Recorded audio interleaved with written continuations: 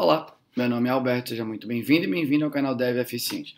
No episódio de hoje, eu quero falar para você sobre o avanço da pesquisa sobre Cognitive Driven Development, o CDD, que é a tese de design de código que eu criei e pesquiso hoje junto com o Vitor, como sendo uma possível fonte aí de possibilidade para que a gente consiga escrever software que seja mais manutenível a médio e longo prazo. Então eu quero falar sobre equipes que já estão utilizando e os relatos que eu recebi sobre voltar de novo no experimento que a gente fez e o que a gente espera ver aí no futuro. E tudo isso foi inspirado, na verdade, por um tweet de Kent Beck sobre o objetivo, de design de código ou algo do gênero, e que eu olhei e falei, gente, mas ele está falando de uma coisa que realmente é muito conectada com o que eu estou pesquisando e que realmente é um problema. Eu também vou falar um pouco mais sobre isso, muito também ancorado aí no artigo que eu revisei aqui no canal, que chama Software Aging.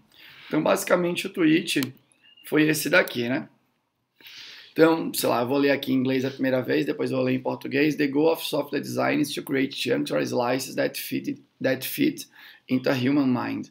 The software keeps growing, but the human mind maxes out. Eu nunca ouvi a palavra maxes, mas deve ser, sei lá, tem um tamanho máximo, expira, tem o limite.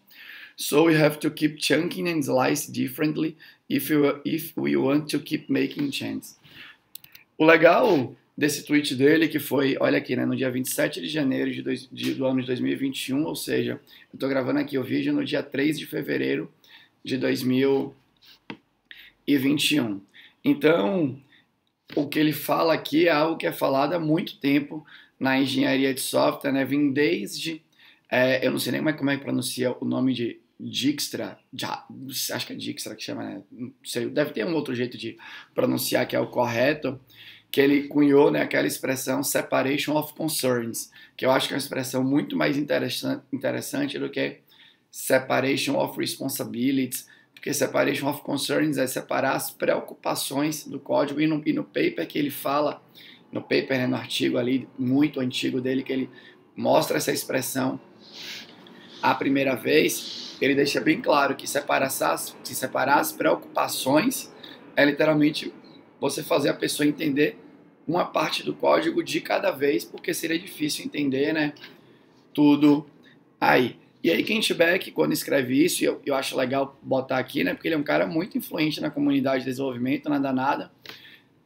Quando a gente fala de TDD, quando a gente fala de testes automatizados, o nome, que vem na nossa mente ainda é o dele, e percebe que o problema continua. E o que ele fala sobre pedaço, e aí a tradução do que ele fala, o objetivo de design de software é criar chunks ali, ou pedaços que caibam na mente humana. O software continua crescendo, mas a mente humana, pelo que eu entendi aqui, de acordo com ele aqui do texto dele, tem um limite. Então a gente tem que continuar fatiando aí o código de maneira diferente, se a gente quer manter, continuar promovendo essas mudanças. E é muito conectado, isso daqui que ele fala é completamente conectado com o que a gente está tentando resolver através do CDD. Quando você olha para o envelhecimento do software, basicamente, como eu comentei sobre o artigo de Parnas, quando você olha principalmente para software na indústria, que é a maior parte dos softwares que sustentam aí, quando a gente fala de startups e empresas também que já estão consolidadas no mercado, esse software sofre muitas mudanças. As equipes que mantêm os softwares depois de certo tempo estão muito distantes de quem realmente escreveu a versão original do software, distantes em relação a conhecimento do negócio, distantes a entender quais foram as motivações que levaram o design do código a ser feito daquela maneira. E esse texto dele também indica que ele sente a mesma dor. E o que é legal? Quando você vai lá no texto de Parnas sobre envelhecimento de software, que ele comenta que, para seu software envelhecer pensando no código-fonte de maneira mais interessante, você tem que fazer o design for change, que é, você tem que pensar no design do seu código que acomode as mudanças que vão acontecer no futuro, e você tem que fazer um trabalho árduo para para conseguir, né, entender quais são as partes que realmente podem mudar. Em contrapartida, nesse mundo que a gente vive, né, já há vários anos, então posso de startup, de criação de MVPs e de pensar no próximo release, né, e de influências ágeis do jeito que a gente desenvolve. Então a gente está sempre pensando, por mais que a gente tenha um planejamento, né, de médio, longo prazo, o time de desenvolvimento muitas vezes está pensando no próximo sprint, pensando que o framework utilizado é um Scrum da vida, né, mas o time de desenvolvimento está pensando na próxima perna, onde o objetivo é gerar valor para o negócio, e parte dessa geração de valor vem através da escrita, né, da automação de alguma coisa através da escrita do software. Então é cada vez mais difícil, na minha opinião, você enxergar tão distante ou até médio distante aí, né? E quando você não enxerga, é difícil você fazer o design para acomodar essas futuras mudanças. Então, uma coisa é alguém me pedir para, olha, eu vou fazer aqui um gateway, um sistema de pagamento, e esse nosso sistema de pagamento, nossa API vai conectar, né, com N gateways diferentes, até um dos desafios que eu já resolvi aqui no canal Dev Eficiente. Então, a gente vai poder conectar com N gateways e o software e a API aqui, né, que vai fazer parte do software que vai ser utilizado. Esse nosso código precisa aceitar que novos gateways sejam adicionados, né, com novas taxas de pagamentos, com novos fluxos aí para aprovar um determinado pagamento. Isso você sabe, mas não é assim que tudo acontece, né? Há várias das funcionalidades que a gente implementa hoje mudam de escopo amanhã, né? Os clientes começam a utilizar, as pessoas começam a utilizar, e aí elas entendem que poderia ser de um jeito, que poderia ser de outro, e 3 clientes querem a mesma coisa implementada de 3 maneiras diferentes, aí o software vai crescendo, muitas vezes de maneira desordenada. Então, realmente, isso tende a ser um problema, né? Quando você olha, por exemplo, para uma outra referência que eu acho legal, que é o artigo escrito do No Silver Bullets, que, de novo, um negócio muito de lembrar que o No Silver Bullets é muito mais do que No Silver Bullets. Então, lá ele fala, né, que software não é que nem um livro, né? Tipo o livro do Domain Driven Design. Esse livro aqui foi escrito, ele foi lançado, se não me engano, em 2003, e as páginas, o texto das páginas que estão dentro desse livro nunca mudaram. Eric Evans provavelmente até mudou de opinião sobre algumas coisas que ele deve ter escrito aqui, né? Afinal de contas, fazem 18 anos que isso foi escrito. Tem a versão revisitada, né, do livro, né? E tem o livro da capa vermelha e tudo mais. Mas uma vez que você escreve o livro, ele não muda mais. É aquele para sempre. Acho que é muito importante a gente sempre lembrar disso. Quando você compra uma geladeira, a gente não fica fazendo update do software ali da geladeira, muito menos update das peças da geladeira, tudo mais, né? Geralmente ela quebra, a gente conserta e tem hora que a gente troca. O livro não rola aqui, né? Você não compra esse livro aqui, não vai sofrer na atualização das páginas e lembra uma coisa, né? Se esse livro sofresse atualização das páginas pelo próprio Eric Evans, era até ok. Mas não é verdade, né? Software é um livro que foi escrito em 2003. Se fosse esse livro aqui fosse um software, o software do Domain Driven Design foi escrito em 2003. Eric Evans ia ter trabalhado lá durante um tempo. Depois, outra pessoa ia ter chegado, ou outras pessoas, né? O que é pior ainda, ia ter chegado, ia ter atualizado o texto desse livro de maneira concomitante ali, sem saber direito o que Eric Evans tinha proposto. Aí depois essas pessoas iriam embora, e aí outras pessoas chegariam e continuariam mexendo nas páginas que tinham sido escritas anteriormente. E aí como é que você mexe na página que está na página 10? E será que a gente lembrou de fazer alguma coisa na página 150 que conectava com alguma coisa na página 10? Tudo que você tem que atualizar o troço que já existe, né? Software é um negócio muito diferente, né? Você fica mexendo e você fica crescendo, o escopo vai mudando, tudo mais. Então, é um problema grave mesmo, na minha opinião, né? Que faz as empresas, que faz dinheiro descer pelo ralo, além de todo o estresse de você manter, né? Os times vão ficando cada vez maiores, o ritmo de entrega vai ficando cada vez menor, o software vai ficando cada vez mais bugado. Acho que essa é uma coisa legal, né? Quando você vai olhando o número, Um dos papers que eu revisei aqui mostra que uma vez que uma classe apresentou defeito, né, pensando em código unitário objeto, mas uma vez que uma unidade de código apresentou defeito, é como se aquela unidade de código ficasse defeituosa para sempre dentro do sistema. Então você tem várias coisas que acontecem por conta da degradação, né, da deterioração, sei lá, da qualidade. E aí esse texto dele conecta muito com o CDD. E onde é que a gente está com o CDD hoje em dia, né? O experimento que a gente fez no ano passado foi muito promissor. Eu vou deixar aqui o link, né? A gente escreveu um artigo de 10 páginas contando os resultados do experimento. Então, basicamente, o que a gente encontrou naquele experimento inicial foi que se você vai fazer uma atividade, né, de refatoração, naquele momento de refatoração, utilizando uma métrica derivada do CDD, as unidades de código, elas são escritas de maneira, né, a complexidade delas, por exemplo, dadas métricas formais aí de código, né, acoplamento, complexidade ciclomática, coesão, enfim, né, essas métricas que a gente conhece mais aí, as classes mostraram que elas tinham números muito parecidos. Então, isso é muito interessante, né? Imagina você pegar um código e saber que todas as classes, que tem todas as unidades de código, têm uma dificuldade de entendimento que está dentro de um range ali, né?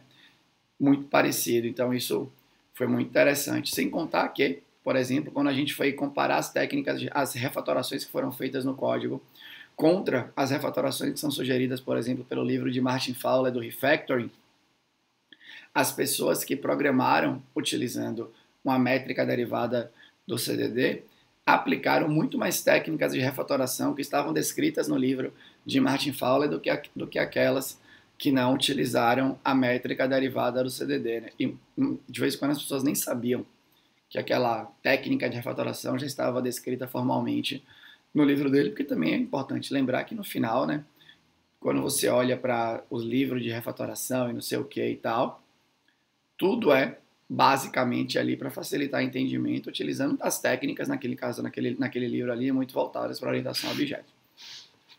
Então, o experimento foi muito promissor. Desde aquele experimento, eu refatorei muito código open source, por exemplo, inspirado no CDD, né? Então, acho que o último que eu botei aqui no canal foi um arquivo do React, um código que eu nunca nem tinha visto. E eu fui lá e refatorei. Por quê? Porque quando você olha, por que fica mais fácil, né? Quando você olha para o texto aqui de Kent Beck, né, uma thread gigante, beleza? E foi 620 retweets aqui, né? Enfim, tem vários replies aqui. Quando você olha aqui para esse texto dele, né, ele fala aqui, né, is to create chunks or slices that fit into a human mind. Isso que ele fala, a gente tenta buscar, né, há muito tempo, tem outros textos que falam a mesma coisa, né, que separation of concerns é a necessidade, é o reconhecimento que a gente tem, que a mente humana é limitada e o seu software tem que caber, né, os pedaços do seu software tem que caber dentro da sua limitação. E já tem muita pesquisa também hoje em dia que analisa o cognitive load, né, ou seja, a carga mental para você entender o software. Mas, pelo menos até o início da pesquisa do CDD, a gente não tinha uma proposta de design de código que levasse em consideração a teoria da carga cognitiva, né? Que fala muito sobre o cognitive load aí. E isso que ganhou, né? Que a gente está conseguindo ter tração. Então imagina que antes, quando a gente pensa em design for change, quando você quer fazer um design para que acomode mudanças no futuro, a ideia do CDD é, ao invés de você pensar num design que é muito flexível, né, open closed, não sei o que e tal, a ideia é, faça um design de código que caiba na cabeça da equipe, das pessoas da equipe, porque na hora que elas forem promover as mudanças, elas vão conseguir olhar no código e entender, né, e maximizar a chance de entender o que está acontecendo. E aí, para sair desse âmbito de eu ficar, né, porque eu que criei ali a tese, então está tudo muito claro na minha mente, como é que deriva a métrica e tudo mais, já tem casos hoje em dia, por exemplo, da galera que fez a jornada Dev Eficiente, e eu exercito bastante escrever código na jornada inspirado pelo CDD, que a galera está aplicando nas empresas, E os relatos, né, eu ainda vou tentar trazer os relatos de maneira formal aqui no canal mais para frente, mas os relatos têm sido muito interessantes, né? Eles estão usando uma métrica muito similar à métrica que eu utilizo geralmente. E a galera tem dito, né? Putz, as pessoas têm chegado, tem sido mais fácil de entender o código, porque está tudo mais dividido e tudo mais. Então, isso é muito legal. E outro dia, já dentro da própria Zup, né, que é a empresa que eu também trabalho, uma equipe grande de 20 pessoas de uma iniciativa de um projeto lá dentro. Eu fiz uma apresentação no CDD, aí depois eu refatorei um código com eles de produção, né? E um código de novo, que eu nunca tinha visto. Porque o que é legal quando você olha para o CDD, né? A tese basicamente você precisa estabelecer um limite para suas unidades, um limite de complexidade para suas unidades de código. E aí a nossa tese ensina como você pode estabelecer um limite, né? E tem um limite. Aí esse limite, geralmente eu sugiro que seja muito pequeno, então geralmente eu sugiro que seja de 7 pontos atualmente. E aí, para saber o que conta como dificuldade, você tem que derivar uma métrica. E é o que foi legal. Eu refatorei com eles o código com a métrica que eu tinha derivado. E, de novo, né, como tudo fica muito matemático, se eu sei o limite, eu sei que eu passei do limite, eu sei que eu tenho que reduzir aqui para chegar, né, ou ir reduzindo até que eu chegue. Só que com eles eu fiz o quê? Uma dinâmica de derivação de métrica. Então a gente listou tudo que eles entendiam que contava como dificuldade de entendimento. Dessa lista de coisas apareceram, né, herança, chamada de método, né, externa a partir da sua. Era um código escrito em Java, né, um código orientado a objeto. Então, apareceu chamada de método para outras classes, né, a partir da classe A você tem acoplamento com B, C, D e E, e você chama métodos de B, C, D e E. Então, isso apareceu. Cada método público apareceu que poderia contar como dificuldade, herança apareceu que poderia contar com dificuldade, branch, condicional, SQL. Então, apareceram múltiplas coisas. Na dinâmica, a primeira coisa que a gente fez foi cortar tudo que não era binário. Então, por exemplo, nome de método escrito com o nome do método, né? Ele não é condizente com o que o método está fazendo. Isso a gente corta, porque no final das contas, quem criou o método achou que aquele nome era condizente. Com o passar do tempo, talvez aquele método, a semântica do método tenha sido alterada e não foi trocado o nome. Então, pode dificultar o entendimento? Pode, mas se não é binário, fica tudo muito complicado, né? Uma pessoa acha uma coisa, outra pessoa acha outra e tal. Então a gente deixou tudo que era binário, né? Ou tem ou não tem, fez a facilitação, fez upvote dos itens, aí separamos, depois fizemos uma rodada de argumentação, depois fizemos upvote de novo, ali, né? E aí saímos com uma nova métrica, que eu nunca tinha usado, composta de 5 itens, ali, né? Por exemplo, eu lembro claramente que um dos itens era SQL, que na métrica que eu geralmente utilizo, eu não tinha derivado a métrica para considerar o SQL. E, de novo, essa é a parte legal de você estabelecer um limite. Não tem o limite, os itens, a métrica composta por itens que são os itens corretos.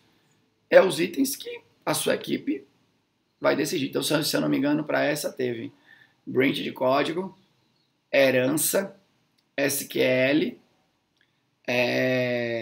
não sei se entrou condicional, enfim, entraram 5. E aí agora a gente derivou a métrica, tem 5 coisas ali nessa métrica. Cada uma dessas coisas, quando encontradas no código, contam um ponto de entendimento atualmente. Definimos o limite, que era 7, e aí a galera foi utilizar, né? Eu espero ainda voltar aqui em outro episódio contando como é que foi a experiência de utilização, né? Coisas interessantes e tal. Mas, tipo, porque fica muito fácil, né? Você define o limite, você tem os itens, esses mesmos itens vão ser olhados por todo o time, né? Nos reviews de código, na criação do código, é muito importante, né? Prevenção é muito melhor do que reação. Então, se você conseguir produzir o código sempre de maneira que facilite o entendimento da próxima pessoa, na minha opinião, é muito melhor do que você produzir o código e ter que passar por um review para dizer se aquele seu código ultrapassou ou não a coisa, né? Dá muito mais trabalho você refazer o que você já fez do que você fazer a primeira vez direito ali. Eu sempre falo isso, que fazer um código de difícil entendimento, né, um código de má qualidade por esse viés do entendimento, por exemplo, ou pelo viés das métricas formais, ou por qualquer viés que você possa pensar, fazer um código ruim não é mais fácil do que fazer um código que facilite a manutenção. A diferença são as técnicas e a habilidade que você tem naquele momento de produzir o código, né? Eu falei outro dia para um amigo meu que dirigir na rua de maneira toda atabalhoada não é mais difícil do que dirigir de maneira que você facilite a fluidez do trânsito. Então, acho que o CDD traz muito, coloca muito essa, aumenta ainda mais, né, essa facilidade de você saber que você está dado, você vai derivar a métrica, vai estabelecer o limite, você fala assim, putz, botei que o limite é 7. Tem uma classe aqui no meu projeto, né, um código que já existe aqui anteriormente, que tem 15 pontos. Eu já sei que aquela classe não entra mais nada que seja, que aumente o ponto de dificuldade de entendimento. Eu já sei que não entra. Se eu quiser, eu posso refatorar aquele arquivo, naquela unidade de código, para reduzir os pontos. Mas eu não posso. Ah, apareceu uma alteração de escopo, eu preciso trocar o código que está aqui. Beleza, você vai implementar, obviamente, a parada. Mas você não pode colocar mais código ali que aumente o ponto. Você vai ter que dividir. Então, isso parece ser muito promissor. E achei que ia ser legal comentar, né, sobre o estado que a gente está, de novo, porque esse tweet me inspirou bastante. Me deixou, né, com a sensação que pode ser realmente um caminho muito, muito interessante, né? Eu espero ter muitas novidades durante o ano de 2021, ainda no primeiro semestre aí, né? Ainda ali, né, no primeiro quadrimestre ou algo do gênero, sobre uma coisa que a gente vai tentar bolar aí com o CDD. Eu também comecei, né, a passos lentos para ir vendo como é que eu posso a tentar fazer uma pesquisa paralela sobre degradação de software dentro da indústria, né? Então, estou tentando me conectar com empresas para ter acesso aos repositórios de código, para poder olhar isso, né? Como que as unidades de código, dado uma régua, vamos supor, as métricas formais, elas estão piorando com o passar do tempo. Será que elas realmente estão piorando? Geralmente todas as que eu vi até hoje na indústria pioraram sim, mas eu quero ir mais a fundo, obviamente, né, para fazer pesquisa sobre isso. Mas, bom, era isso. Eu queria contar para você um pouco de como é que está o estado aí dessa linha de design de código. Também é importante dizer para você que eu só uso ela hoje em dia, né, para tentar explorar as possibilidades contra as coisas, obviamente, que eu já utilizei. E cada vez que eu uso, e cada vez que eu vejo uma equipe utilizar, né, cada vez que eu leio uma coisa como essa, acho que me dá um pouquinho mais de inspiração ali, né, para continuar explorando a tese de design, que talvez a gente tenha um novo caminho potencialmente mais interessante e que sirva, na verdade, né, muito de apoio às outras práticas de design que a gente já tem, né? Então, quando você vai pensar nessas arquiteturas padrões aí, então, sei lá, você quer acomodar essas arquiteturas que supõem que todas as peças do sistema vão mudar, se você quiser fazer, você pode, mas na hora que você for fazer o código dentro aí, né, espalhar o seu código por todas as camadas que talvez você queira colocar no seu software, você também já sabe que as unidades dentro daquela camada vão ter que respeitar, né, os limites de entendimento. Por outro lado, você também pode descobrir, que eu acho que é isso que eu estou tentando também verificar, né, que talvez você não precise de todas essas camadas. Talvez seja mais fácil do que parece você acomodar, né, você conseguir acomodar mudanças futuras, independente se é mudança de tecnologia ou mudança de escopo, sem precisar ficar fatiando o software em 400 direções. Simplesmente, se o software for entendível pela próxima pessoa, talvez ela consiga acomodar as mudanças alterando o código, mas que essa alteração não seja tão dolorosa, né? São todas hipóteses aí que eu imagino que eu vou trazer, né, validações com o passar do tempo aqui para vocês. Beleza? Mas era isso que eu tinha para falar. Se você gostou, deixa um comentário aqui. Se você não gostou ou tem um comentário construtivo, deixa aqui também. Eu vou ter o maior prazer em responder para você, beleza? Era isso. Tchau.